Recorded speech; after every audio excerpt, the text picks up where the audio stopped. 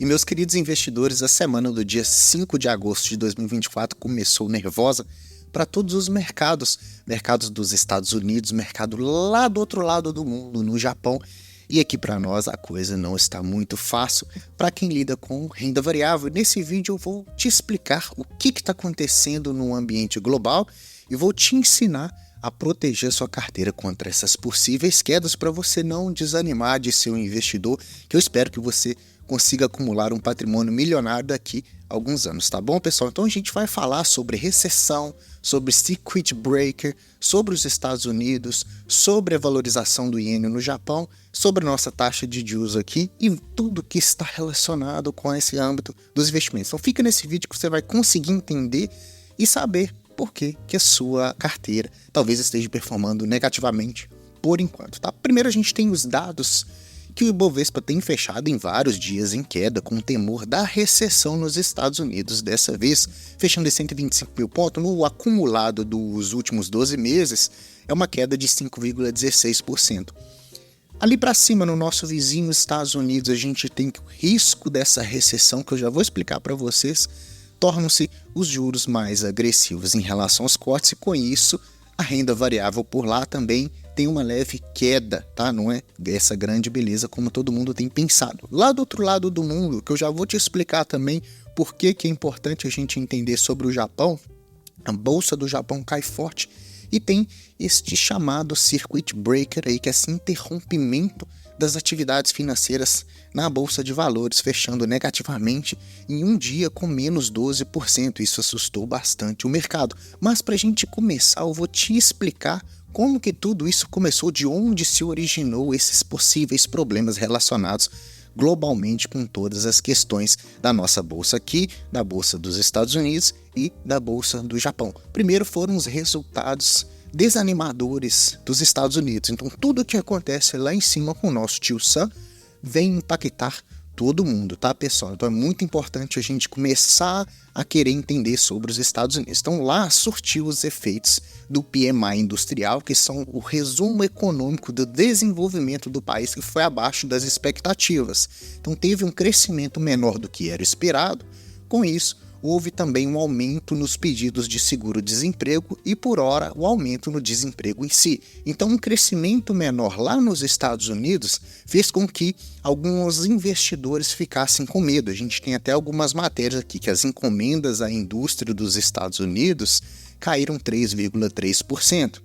E a taxa de desemprego subiu para 4,3%, tá? E aliado ao aumento do seguro-desemprego, menor crescimento, e também é um dado importante que é a menor projeção do crescimento das Big Techs no mercado americano, isso traz um momento de incertezas. Então o que nós temos até agora aqui no nosso vídeo? A gente tem crescimento da economia americana fragilizada, aumento do desemprego, queda das Big Techs, e isso o que? Causa incertezas no mercado em geral. Todo mundo fica com medo de investir em renda variável. Então o dinheiro começa a se migrar para os mercados de renda fixa. Com esse maior temor no mercado de investir em renda variável, nas ações, no mercado americano ou no países que estão em crescimento como o nosso aqui, o que o Japão fez nessa história toda?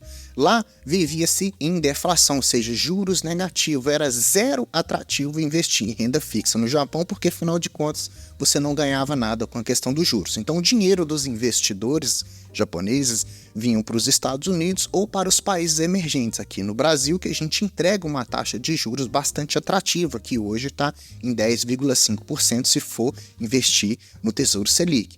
Então, com todo esse receio do mercado americano que está fragilizado, das nossas questões brasileiras ou dos países emergentes enfrentando alguns problemas aliado às situações macroeconômicas mundiais que todo mundo sabe que está acontecendo, para sair da deflação, o Japão fez o quê? Aumentou a taxa de juros.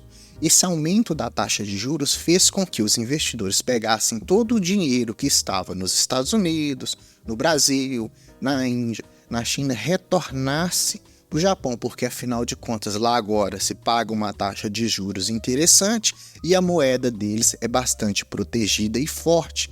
Isso fez o quê? O iene, que é a moeda do Japão, se valorizar bastante. Então você observa essa alta do iene, seguida pela alta do dólar também, porque aliado a essas questões de incertezas, assim como o Japão aumentou a taxa de juros para segurar o dinheiro dentro do país, lá nos Estados Unidos manteve-se a taxa de juros um pouquinho mais alta, onde os investidores tiraram todo o dinheiro dos países emergentes e investiram em renda fixa. Então, como está todo mundo com medo, todo mundo prefere pegar o dinheiro e investir na renda fixa do seu respectivo país, tá, pessoal? Então, o que temos até agora é essa questão. Então, com isso, a gente vê essa valorização do iene, valorização do dólar, desvalorização da nossa moeda, menos atratividade no nosso mercado, a nossa bolsa de valores fica em queda constante. Tem um fato bem interessante da estratégia do Japão poder aumentar essa taxa de juros que vocês precisam saber, é uma estratégia que chama carry trade. Quando tinha deflação no Japão e lá não era atrativo de se investir, o que eles faziam? Eles pegavam um dinheiro do Japão emprestado e investiam em outra moeda, investia aqui no Brasil, por exemplo. Então eles pegavam lá com uma taxa de juros muito baixa para ganhar uma taxa de juros muito alta aqui, e isso estava acontecendo num momento bem interessante do mercado, onde estava todo mundo mais ou menos seguros. Aí houve essa perspectiva mais negativa dos Estados Unidos que acabou influenciando em todas essas questões. Então, por isso, e quando você for analisar o S&P caindo, né, a bolsa americana caindo, a bolsa brasileira caindo, a bolsa dos japoneses caindo, é porque está todo mundo tirando o dinheiro da renda variável e colocando em renda fixa no seu respectivo país, conforme eu já disse. E com esse maior risco de recessão, pessoal, os Estados Unidos fez o quê? Com medo dos investidores começarem a sair de lá, manteve a taxa de juros um patamar um pouco mais agressivo. Para quê? Para com que a inflação lá diminua e os investimentos no próprio mercado nacional continuem atrativos. É similar a essa briga que está acontecendo aqui. Por um lado, o governo briga para que a nossa taxa Selic caia de qualquer maneira, para que tomar juros fique mais barato para as empresas e com isso o crescimento da economia local comece a se desenvolver mais, começa todo mundo movimentar mais esse dinheiro, diminuir desemprego, começar a fomentar mais o comércio interior e exterior. Lá, os juros mais altos propicia essa dificuldade. Então, com isso, esse corte maior na taxa de juros é esperado porque há essa atratividade em retornar-se os movimentos para os investimentos na renda variável. Para que todo o dinheiro do mercado não voltasse para os Estados Unidos, para que os japoneses não pegassem todo o dinheiro e voltassem lá para o Japão, porque agora lá tem inflação positiva, tem juros positivos, fica atrativo para investir de forma segura lá e fica atrativo de investir em forma segura no Tesouro americano, o Brasil mantém a taxa Selic um pouco mais elevada, acima do que era esperado. Para quê? Para incentivar os investidores estrangeiros a deixar um pouco de dinheiro aqui, porque afinal de contas, se de qualquer forma o Brasil, a grosso modo, abaixa essa taxa de juros na força, todo o dinheiro do mercado sairá do Brasil e isso gerará um impacto absurdo nas contas públicas. Então, pessoal, existem vários jeitos de você poder investir nesse cenário. Existe um jeito super conservador, onde a tendência de você perder dinheiro é praticamente nula. E existe a opção de você investir num cenário mais desafiador, porém aproveitando este prêmio onde está todo mundo pessimista com as empresas e com as ações, você consegue comprar os seus ativos de renda variável num preço muito mais atrativo. Então a gente começa primeiro, se você tem um perfil mais conservador, está com medo do mercado, está com medo de investir nas ações, nos fundos imobiliários, está com medo do Ibovespa ficar caindo cada vez mais e o seu patrimônio indo ladeira abaixo, você pode, claro que não é recomendação de investimento, mas colocar parte desse dinheiro seu nos ativos de renda fixa, como o Tesouro Selic, por exemplo, que está rendendo 10,5% ao ano. Então esse rendimento na Selic vai te propiciar essa maior segurança, porque você está emprestando o seu dinheiro para o governo, ou seja, não para o governo atual que está em cima, mas sim para o nosso Tesouro Nacional, onde se tudo der errado, ele vai imprimir dinheiro e vai te pagar, você não vai ficar sem esse dinheiro. Então, colocando R$10.000 lá na Selic até 2027, você receberia ali R$12.187 livre de custos, depois de descontar os impostos, que renderia mais do que está na poupança, nos CDBs, nos LCIs, LCAs e nos fundos DI, tá? Então, um jeito mais fácil do mundo de você investir sem risco nesse cenário onde está todo mundo pessimista e você tem medo desse pessimismo é o Tesouro Selic, tá? Agora, se você tem um pouco mais de paciência, coloca esses R$10.000 lá no Tesouro IPCA+, que ele vai render o quê? A taxa da inflação, ou seja, o IPCA, mais uma taxa prêmio bônus, tá? Então o IPCA mais 2029 ele vai te pagar com esses mesmos R$10.000, 14.739. Porém, a taxa de espera é maior do que a Selic, tá? A Selic você ia esperar até 2027, mas claro que você pode tirar esse dinheiro a qualquer momento lá da Selic sem nenhum tipo de ônus, tá? Só pagamento de impostos mesmo. Já no Tesouro IPCA+, você tem que aguardar a data final, que é 15/5/2029, para poder não sofrer marcação ao mercado, que esse título ele vai valorizando e desvalorizando ao longo do tempo, mas garante ao final das contas você receber a quantia que está programada. Então, os dois jeitos de investir em renda fixa mais fáceis que existem, sem risco de você perder todo o seu dinheiro, é primeiro no Tesouro Selic, ou seja, rendendo 10,5% ali tranquilamente. Você pode tirar seu dinheiro a qualquer momento, caso você precise. Isso é muito utilizado para reserva de emergência ou para reserva de oportunidade. Ou você pode investir no Tesouro IPCA mais 6,30 e alguma coisa, onde você vai ganhar a inflação mais 6%, mas você tem que esperar até a data final. Então, se você não tem programação com o seu dinheiro e quer colocar o dinheiro lá, esquecer e ir para a praia, Tesouro IPCA vai ali fazer um efeito bem interessante numa carteira teórica que não é sugestão de investimento. Agora parte para um momento que a gente mais gosta, que é o momento de renda variável. O que é isso? Renda variável, ações, fundos imobiliários, FIAGROS, FIINFRAs, tudo que está relacionado à renda variável a gente gosta de falar aqui no canal. Trazendo isso, trouxe um gráfico para vocês, como eu trago em quase todos os vídeos, é que mesmo nesse cenário, quem investiu em empresas pagadoras de dividendos, a gente mostra isso pelo IDIV, que é o índice das ações mais negociadas à Bolsa de Valores que pagaram dividendos nos últimos anos. A gente tem uma rentabilidade de 2019 até a presente data, ou seja, nos últimos 5 anos, de 53%.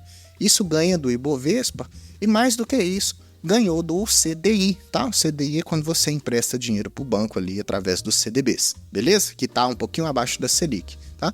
Então, mesmo assim, mesmo nesse cenário mais pessimista, quem investiu em renda variável de uma maneira correta, sem ficar procurando pimentinha, sem ficar esperando a ação do momento para se valorizar, foi mais resiliente nas empresas pagadoras de dividendos, teve essa rentabilidade mais positiva, o que protegeu nesse cenário mais pessimista que a gente viu sobre queda do Ibovespa. Agora sim, por exemplo, se você investe, ou se você, nos últimos 5 anos, investiu em Taesa, por exemplo, e MXRF, ou seja, uma ação de uma empresa e uma cota de um fundo imobiliário, você teve uma rentabilidade muito superior ao IDIV, muito superior ao CDI, muito superior ao Ibovespa. Tá? Para você ter uma ideia, nos últimos 5 anos, quem investiu em Taesa teve uma rentabilidade de 100% nesses 5 anos.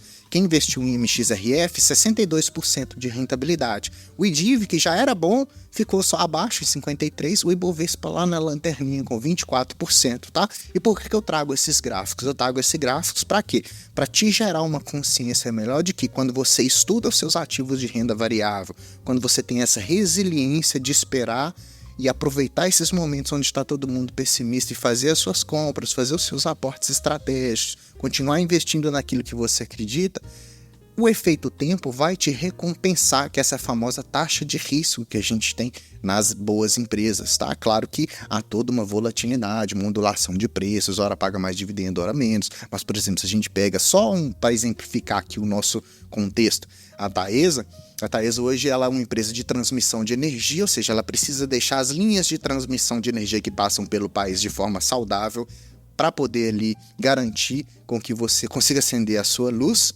e ligar o seu computador para assistir o meu vídeo. Ela tem 43 concessões hoje de transmissão na presença de 18 estados, então um cenário bem diversificado, e ela vem crescendo a sua RAP, ou seja, a sua receita anual permitida dessas concessões dos leilões, vem crescendo com o passar dos anos. E esse crescimento dessas concessões aumenta as suas receitas, que aumenta os seus lucros, que aumenta o pagamento de dividendos. É claro que em momentos de maior investimento, esses dividendos serão menores, mas ainda assim há esse pagamento de dividendos. E a valorização da empresa junto com o pagamento de dividendos te propicia ter essa rentabilidade maior do que os títulos de renda fixa, maior do que as ações que estão desvalorizando no Ibovespa. Então esse é o cenário mais específico aqui que eu quis trazer para você começar a entender como mexe nessa sua carteira, mas sem colocar uma empresa específica de lado.